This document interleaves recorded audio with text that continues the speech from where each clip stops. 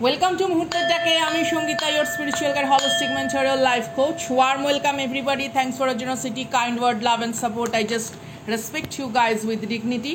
প্রত্যেককে অনেক ভালোবাসার শুভেচ্ছা জানিয়ে রিডিং এ যাব। General collective reading, all zodiac sign reading, gender specific নয়, প্রত্যেকের জন্য রিডিং। ওকে, যতটুকুনি ম্যাচ করবে ততটুকুনি নেবেন, জোর করে গায়ে মেখে নেওয়ার কোনো দরকার নেই। এটা কারুর ব্যক্তিগত রিডিং নয়। তবে আজকে রিডিংয়ের আগে কসমিক ভিশন অবভিয়াসলি আপনাদের সঙ্গে শেয়ার করব। চান্দ্র মাস অনুযায়ী শ্রাবণ মাস পড়ে গেছে, তো প্রত্যেককে হর হর মহাদেব, কারণ আজকে সোমবার দিন আমি রিডিংটি করছি। তো চলুন দেখি কি বিষয়বস্তু আসে। আরেকটা কথা, আপনাদের প্রত্যেক যোদ্ধাকে অনেকেই ক্লাসের সম্পর্কে জানতে চাইছেন।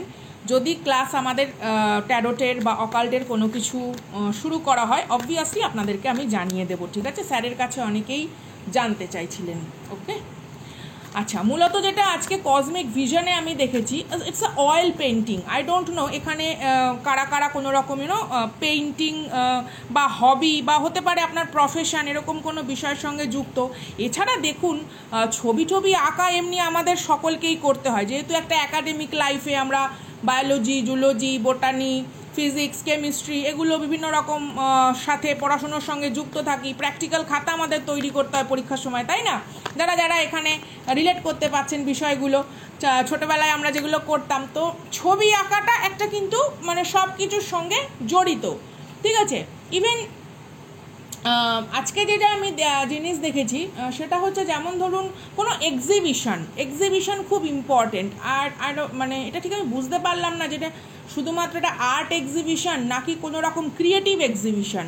মানে আর্ট গ্যালারিতে যেরকম শুধু ছবি থাকে, বাট যেমন পুষ্প প্রদর্শনী হয়, তো এরকম কোনো রকম প্রদর্শনী, কোনো রকম এক্সিবিশন ইজ ভেরি ইম্পর্টেন্ট। এবার দেখুন, আজকালকার দিনে কিন্তু ফুড ফেস্টিভ্যালও, অনেক রকম ফুড ফেস্টিভ্যালও হয়, ঠিক আছে? মানে ক্রিয়েটিভ নানা রকম জিনিসপত্র নিয়ে, বা ধরুন হাতের কাজ করা, উলের কোনো রকম কাজ করা, ওটাকে কি বলে আরেকটা, যেটা ওই কাঁথা স্টিচের সেলাই টেলাই something, exhibition is very important. Okay, তো এমন হতে পারে আপনি এমন কোনো রিলেশনশিপে রয়েছেন, ইটস আ প্রদর্শনী, ইটস নট আ ট্রুথ। বিশেষ করে যেটা আমি কসমিক ভিশনে দেখেছি, it's a very dark hidden truth. কেউ আপনার সামনে পারফরমেন্স করছে, কেউ আপনার সামনে তার অথেন্টিক জেনুইন সেলফ নিয়ে আসছে না। ইটস লাইক অ্যানাদার, মানে একটা পারফরমেন্স শেষ হচ্ছে, আরেকটা কোথাও পারফরমেন্স শুরু হচ্ছে। যেমন ধরুন স্টেজ শো, যেমন ধরুন কোনো রকম একটা মানে কি বলবো, কেউ হয়তো শিল্পী, এবার তাকে একদিনে এমনও দেখা যায় 2-3 জায়গায় গিয়ে হয়তো পারফরমেন্স করতে হয়। তো ঠিক এরকম একটা বিষয়বস্তু, ইমোশনকে কেউ শিল্পকলা ভেবে নিয়েছে, ইমোশনসকে কেউ ভেবে নিয়েছে তার জীবনের একটা কি বলুন তো, বেশ একটা মানে হাততালি পাওয়ার একটা মানে রাস্তা, একটা অবলম্বন। And it's a very dark, কারণ রিলেশনশিপের মধ্যে যদি এরকম পারফরমেন্স ক্রিয়েট হয়ে থাকে, it's a fake, it's a facade. তো চলুন দেখি কি বিষয়বস্তু আসে। এমনিতেই আমরা প্রত্যেকেই জানি যে স্যাটার্ন কিন্তু রেট্রোগ্রেড মোশনে গেছে।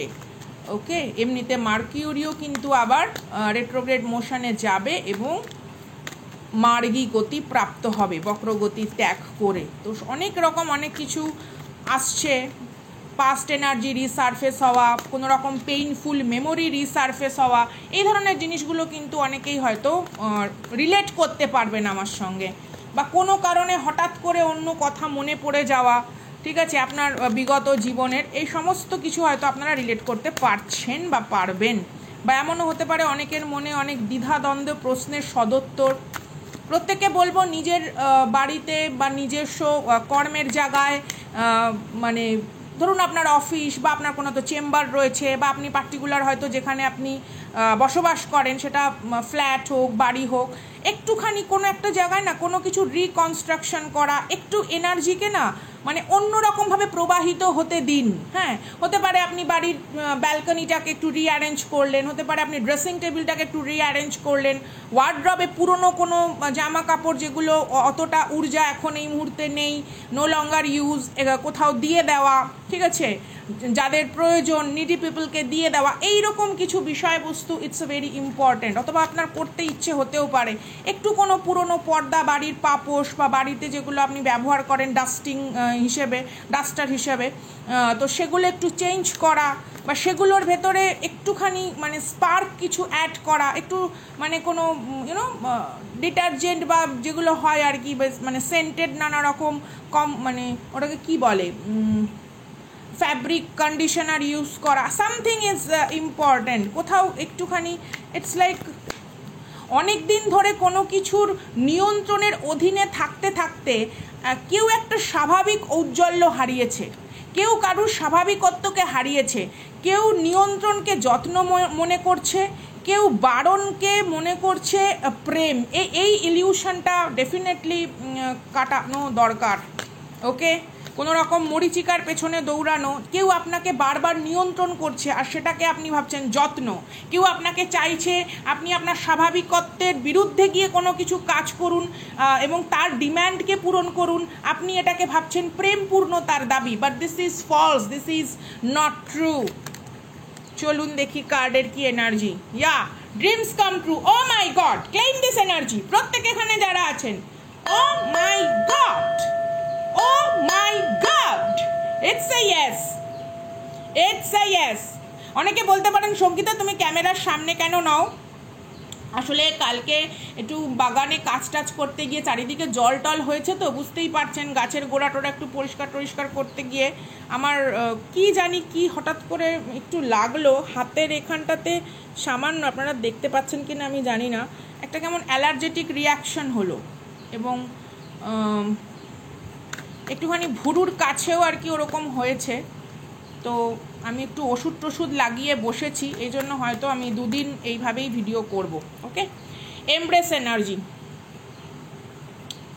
Embrace energy. প্রথমে এসছে ড্রিম কামস ট্রু, তারপর এসছে এমব্রেস এনার্জি। দেখুন 9 সংখ্যা এবং 21তম সংখ্যা, ভালো করে এখানে প্রত্যেকে কার্ড দেখতে পাচ্ছেন। তো 21কে যদি আমরা একটা ডিজিটে নিয়ে আসি 3 হয়, তাহলে এখানে জুপিটারের সংখ্যা আসছে, মঙ্গল এবং জুপিটারের সংখ্যা আসছে, অর্থাৎ action. You need to take action এবং you have to focus on someone's action. কারুর কোনো রকম বার্তালাপ, বাচনভঙ্গি, কারুর কোনো রকম ভনিতাপূর্ণ শব্দ, কারুর কোনো রকম মেকি মানে কি বলবো উষ্ণ স্পর্শকাতর আলিঙ্গন কিংবা অজুহাতমূলক যে নানা রকম ষড়যন্ত্র, সেই ধরনের জিনিসগুলো আপনাকে বুঝতে হবে, আপনাকে দেখতে হবে যে কথায় কাজে মনে মুখে এক কি না। ঠিক আছে, কেউ যদি নিজের ভেতর থেকে ফ্রাস্ট্রেটেড থাকে, কেউ কারুর ম্যানহুড, ওম্যানহুডকে যদি সে প্রকাশ করতে না পারে, দেখুন womanhood is a nurturing, womanhood is like a very cosy টাইপের একটা সুরক্ষা এবং এক্সপ্যানশনকে বোঝায়। ঠিক আছে, ম্যানহুডের জিনিসটা একটা প্রোটেক্টিভ মানে কি বলবো, সরি, ও মাই গুডনেস,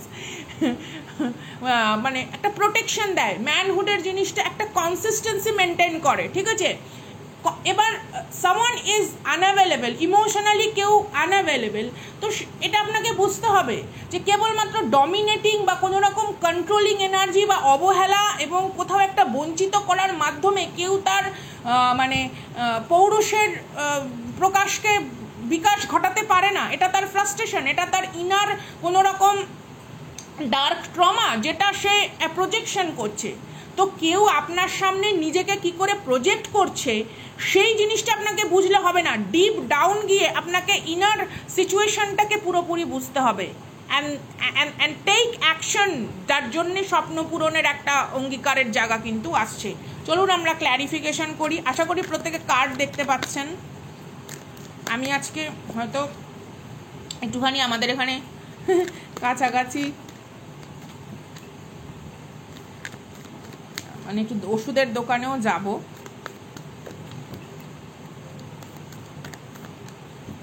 বর্ষার মধ্যে না গাছপালায় অনেক রকম পোকা টোকা আসে আর কি। যাই হোক, রিচ আউট, দেখেছেন হেল্পিং হ্যান্ড কীরকম, ইটস এ কনসিস্টেন্সি। একটা সিঁড়িতে মানে গাছে তুলে দিয়ে মই কেড়ে নেওয়ার ব্যবস্থা করলে কিন্তু সেই সম্পর্ক নিয়ে ভাবতে হবে, কনসিস্টেন্সি দেখতে হবে। আপনি যেরকম রেগুলার, আপনি যেরকম প্রত্যেকটা মুহূর্তে সেই মানুষটিকে স্পেশাল ফিল করাচ্ছেন, সেই মানুষটিকে আপনি সবসময় বোঝাচ্ছেন যে ইউ আর আ সাপোর্টার, আপনি তার প্রত্যেকটা ক্ষত দগ্ধ জায়গাগুলোকে ভরিয়ে দেওয়ার জন্য সবসময় উন্মত্ত, তাকেও কিন্তু বুঝতে হবে যে আপনার দাবিগুলো কতদূর সঠিক এবং সেটা পালন করার জন্য তার জীবনে কতটা পরিবর্তন আনা খুবই মানে কি বলবো, বলাই বাহুল্য। এটা এটা প্রয়োজন, এটা প্রয়োজন। কেউ অজুহাতের আড়ালে, ঠিক আছে, দেখুন একটা কথা বলি,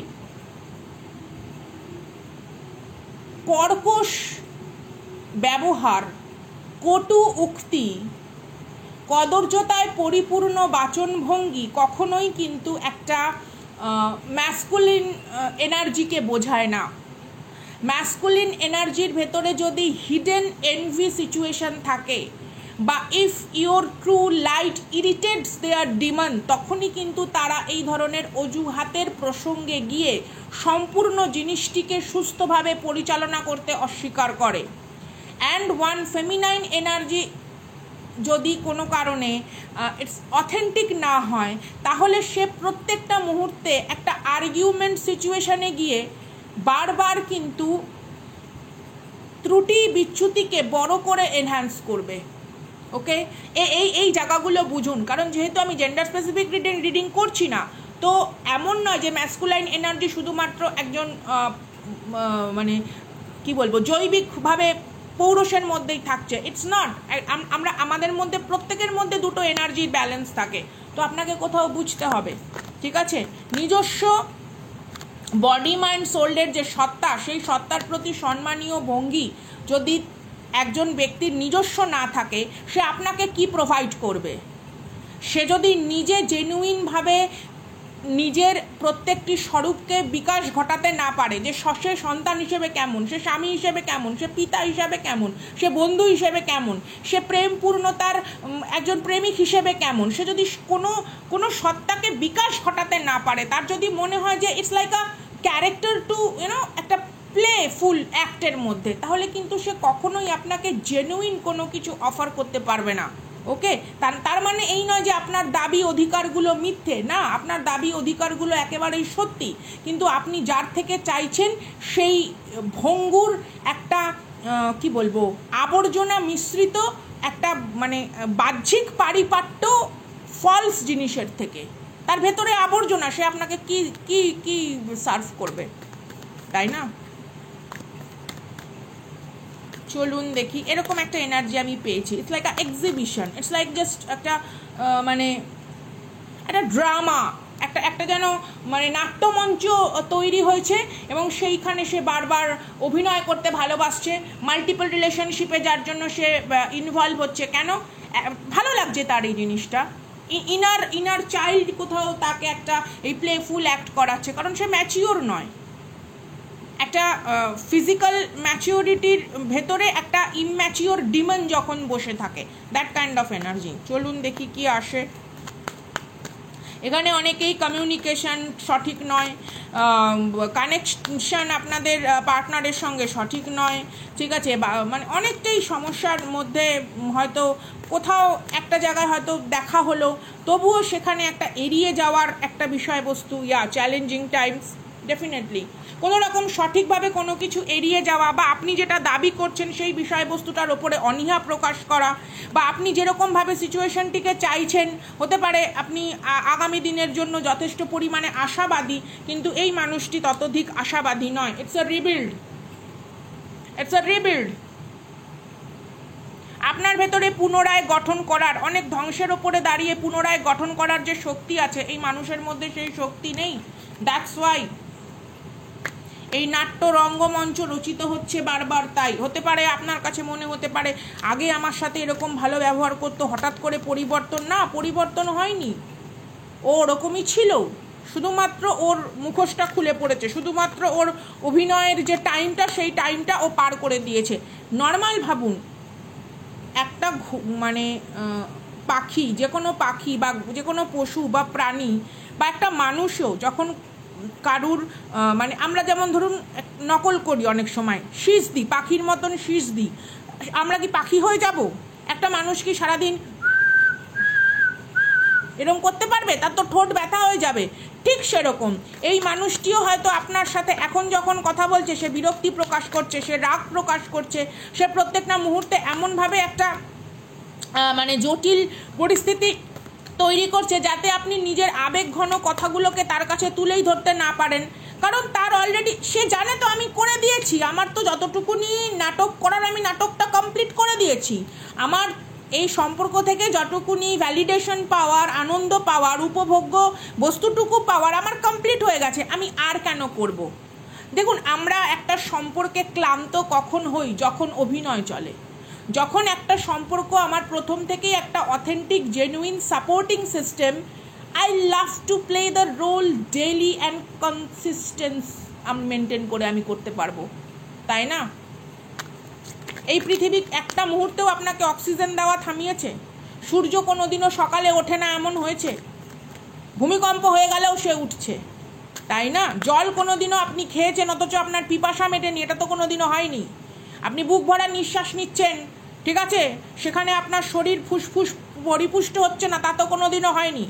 তো দ্যাট কাইন্ড অফ সিচুয়েশন, যে জিনিসটা আপনাকে বিষাক্ত এফেক্ট দিচ্ছে বুঝতে হবে সেটা বিষাক্তই ছিল, প্রথমে ও একটু রং টং চড়িয়ে চলে এসেছিল। এরকম টাইপের সিচুয়েশনের মধ্যে থাকলে this reading is absolutely for you.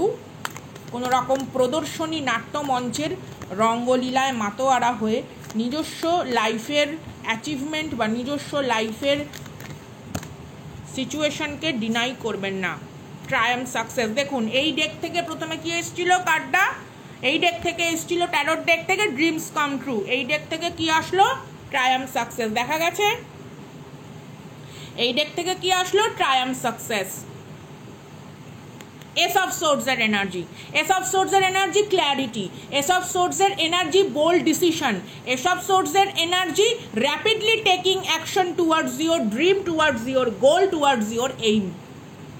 ওকে, আমরা অনেক সময় অন্যকে মানে অন্যের অন্যায় প্রশ্রয়কে মানতে মানতে নিজস্ব জীবনের যে সহজ স্বাভাবিকত্ব তাকে হারিয়ে কোথাও যেন তার ব্যাড কর্মা আমরাই ফেস করি। কারণ আপনি যখন আপনার স্বপ্নের জন্য প্রচেষ্ট নন, সেই স্বপ্ন পূরণ করার জন্য অন্য কেউ প্রচেষ্ট। আপনি যখন আপনার নিজস্ব জীবনের সমস্ত দিকগুলোকে সঠিকভাবে পরিচালনা করে অন্য একটা সৌন্দর্যে পরিবর্তন আনার জন্য ব্যস্ত নন, ডেফিনেটলি সেই কাজ ইউনিভার্স অন্য কাউকে দেবে। Respect your time line, respect your life time, respect your life span. প্রত্যেকের এখানে মাতা পিতা তাদেরকে পৃথিবীতে এনেছে, যেমনই হোক তাদের সিচুয়েশন, আমরা তাদের ডিপ ডাউন ব্যথা, যন্ত্রণা, অবক্ষয়, লাঞ্ছনার গল্প সবটা জানি না, কারণ সবসময় আমাদেরকে মা বাবারা সেটা বলতে পারে না। আমাদের গার্জিয়ানরা তাদের নিজস্ব জীবনের কিছু ভুল ভ্রান্তি সবসময় স্বীকার করতে পারে না, সবার মন অত উদার নয়। তো ডোন্ট জাজ দেম, ডোন্ট জাজ them what they are doing, বা তাদের দৃষ্টিভঙ্গি কি, তাদের চারিত্রিক বৈশিষ্ট্য কি, তারা কি ধরনের অ্যাপ্রোচ করেছে আমরা জাজ করতে পারি না। তাদের ব্যাকগ্রাউন্ড কি, তারা যখন তার মাতৃগর্ভে ছিল সেই সময় কোন ধরনের সিচুয়েশন তাকে ফেস করতে হয়েছে, সমস্ত দিক থেকে, সামাজিক, অর্থনৈতিক, পারিবারিক, মানসিক, সমস্ত দিক থেকে সেগুলো আমরা জাজ করতে পারি না। আমরা যেটা পারি নিজেদেরকে নিয়ন্ত্রণের মাধ্যমে অন্য একটি বড় উচ্চতায় প্রতিষ্ঠিত করতে। Go for it guys, there is no অজুহাত অ্যান্ড নো এক্সকিউজ। চলুন দেখি কি আসে। স্যাক্রিফাইস, স্যাক্রিফাইস ডেফিনেটলি ইউনিভার্স এই মুহূর্তে আপনার স্যাক্রিফাইস বা আত্মত্যাগের যে জায়গাগুলো, সেই জায়গাগুলোকে খুব ভালোভাবে খুঁটিয়ে, it's like a cosmic exposure, is like a spiritual investigation going on, এবং অ্যাজ পার আপনার স্যাক্রিফাইস বা সেই জায়গা নিয়ে কোনো রকম ব্যতিব্যস্ততা বা এমন নয় যে আপনি চাইছেন আপনার কেউ একেবারে বুঝে একেবারে প্রশংসায় আপনাকে ভরিয়ে দিক, এইরকম মানসিকতা থেকে যারা দূরে আছেন, definitely the Triumf and success is yours within 1 month। এবং দেখুন এইখানে আমি আজকে যেদিন বসে রিডিং করছি, আজকে চন্দ্র কিন্তু মীন রাশিতে অবস্থান করছে। 12th house, it's a sacrifice level also. চলুন দেখি কি আসে।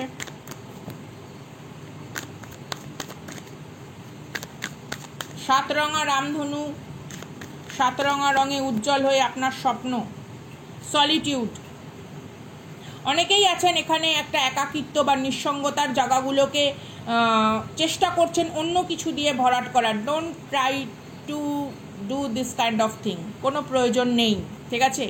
আপনার সলিটিউডে আপনি নিজের উইজডম এবং নিজের অস্তিত্বের প্রতি একটা অন্যরকম শ্রদ্ধা বোধে উপনীত হন। এগেইন দেখুন এখানে 9 সংখ্যার কার্ড এসছে, একটু ক্ল্যারিফিকেশন নেব। অনেকে জীবনে যারা জাস্টিস চাইছেন, ডেফিনেটলি ইউনিভার্স আপনার চারপাশে এমন পরিবেশ তৈরি করবে যাতে সেই ক্ষতিগ্রস্ততার, সেই হতাশার ঊর্ধ্বে উঠে আপনি নিজেকে এমন পর্যায়ে নিয়ে যেতে পারেন যেখানে আপনি নিজেকেই নিজে জাস্টিস দেন। এখানে এসছে পেশেন্ট, ধৈর্য। এখানে অনেকেই ধৈর্য ধরে রয়েছেন, ঠিক আছে? হতে পারে ভার্চুয়ালি কোনো কিছু কাজকর্ম আপনারা করতে চাইছেন বা করছেন, বা এমনও হতে পারে এখানে কারুর কোনো রকম দূরদেশে যাত্রা, ঠিক আছে? অনেক সময় হয় না যে মানুষ বাইরে যাচ্ছে, ঠিক আছে? এরকম কোনো বিষয়বস্তুও কিন্তু স্ট্রং হিসেবে আসছে। কারুর কোনো রকম সিলেকশন বা এলিজিবিলিটি ক্রাইটেরিয়া পরিপূরণ কোনো চাকরির ক্ষেত্রে বা কোনো বড় কিছু অ্যাচিভমেন্টের ক্ষেত্রে, ডেফিনেটলি ইটস আ ইয়েস। যে বীজ আপনি বপন করেছিলেন, যে বীজ আপনার ধৈর্যের দ্বারা এবং পরিশ্রমের দ্বারা পরিপুষ্ট হয়েছে, ডেফিনেটলি সেটা কিন্তু সফল হবেই। ইমোশনাল লসের ভেতর দিয়ে অনেকেই গেছেন। আবারও বলেছি, বিক্ষুব্ধ চিত্ত, কষ্ট, যন্ত্রণা, এই জিনিসগুলোকে আপনি অস্বীকার করতে পারেন না, কারণ এরাই আপনাকে সাহস যোগায়। যেমন একটা প্রদীপের ভেতরে তেল জ্বলে, তো আপনার জীবনের যে দৃঢ়তা, সেই দৃঢ়তার তেল হচ্ছে কোথাও একটা সময় কারুর থেকে পাওয়া আঘাত, কারুর থেকে পাওয়া মানসিক আঘাতই হচ্ছে আপনার ইন্ধন, যেটার জন্য আপনি এগিয়ে যাচ্ছেন। চলুন দেখি কি আসে, কি বিষয়বস্তু আমাদের সামনে তুলে ধরে ইউনিভার্স। ডেভিল কার্ডের এনার্জি, টেম্পটেশন, মকর রাশির এনার্জি খুব ইম্পর্টেন্ট। তো অবভিয়াসলি এমন কোনো রকম নেগেটিভ মেন্টালিটি বা নেগেটিভ টক্সিক এনভায়রনমেন্টের সিচুয়েশন থেকে আপনি হয়তো অনেক দূরে, কিংবা আপনি থাকলেও আপনি তার দ্বারা প্রভাবিত নন, কারণ এই সমস্ত কিছুকে আপনি আপনার লাইফের রসদ বানিয়ে নিয়েছেন এগিয়ে যাওয়ার। It's a bold decision, it's a good decision. তো নাট্যমঞ্চ, রঙ্গমঞ্চের কেবলমাত্র একটা কৌণিক চরিত্র হয়ে থাকতে আপনি নারাজ, কারণ আপনার জীবনে উন্নতি আসন্ন। তো এই ছিল আজকের রিডিং। ভালো লাগলে please do like, subscribe, share. দেখা হচ্ছে অন্য ভিডিওতে। মুহূর্তের ডাকে আমি Sangeeta. Respect you guys with dignity, love you guys with huge respect. Tata.